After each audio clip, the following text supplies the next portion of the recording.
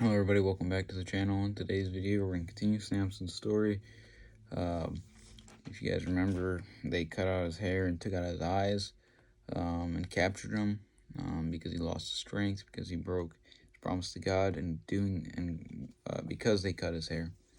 So now we're going to continue his story here today. It's called Bringing Down the House, based on Judges chapter 16, verse 21 through 30. This is the page we're going to be starting on. This one right here.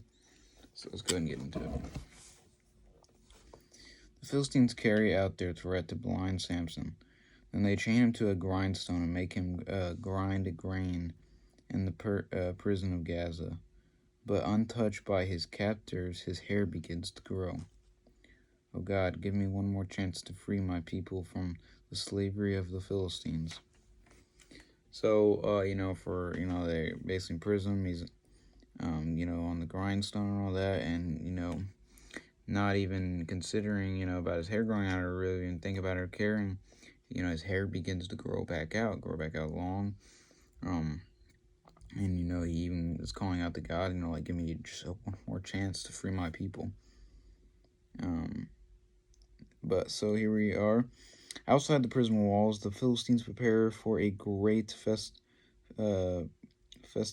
to Dagon, their god.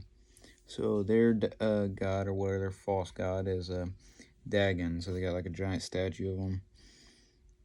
Bring your gifts to Dagon, who delivered Samson into our hands. During the feast, what can we do to please the crowd? I have it. Bring Samson out and let the people have their fun with him. And so Samson is brought out of the prison and led up the temple steps. Bring him up here so everyone could see what the mighty judge of Israel looks like now. And here are the pages that we will be reading here today. On these pages. Show us how you carried off the gates of Gaza. Let's see you tear apart the lion with your bare hands now. So now they're mocking him, and now that Samson's hair has grown back, he hopes that God will restore his strength. Where are the pillars? So there's a little boy, and he asks him, he says, where are the pillars? I want to lean against them. Here, I'll put your hands on them. He said, run, boy, and don't stop until you're outside the temple.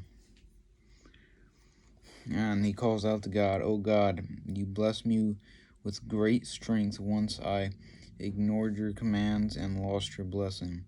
I deserve to die, but just let me take some Philistines with me.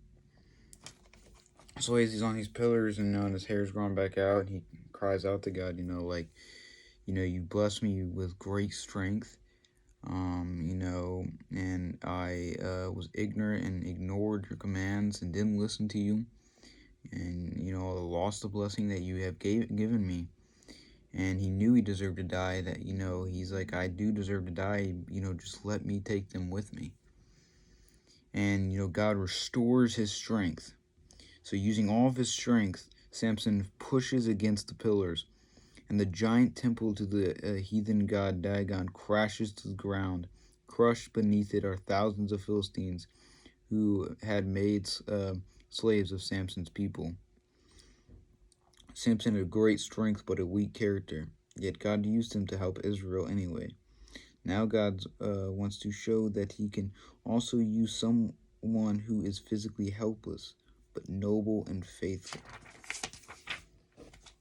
So, I believe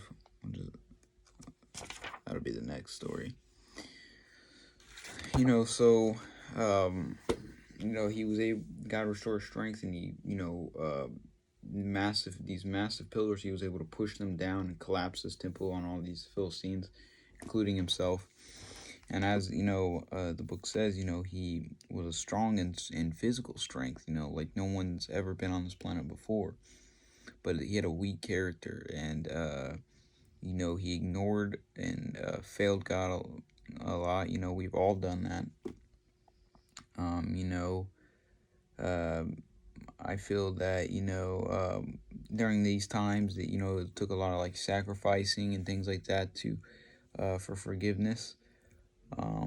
I believe, Samson sacrificing himself at the end and, destroying all the Philistines, knowing he deserved to die. He is in heaven now, and he understood better at the end, the mistakes that he made, and, probably full of regret and guilt of what he'd done. But,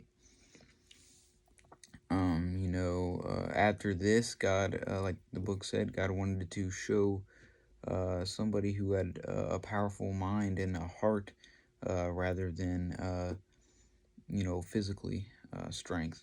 So we might get into that story next week. We might start that, or on Wednesday, I meant. We might go a different approach. But I'll see you guys on Wednesday. Hope you guys had a blessed weekend. And as always, take it easy.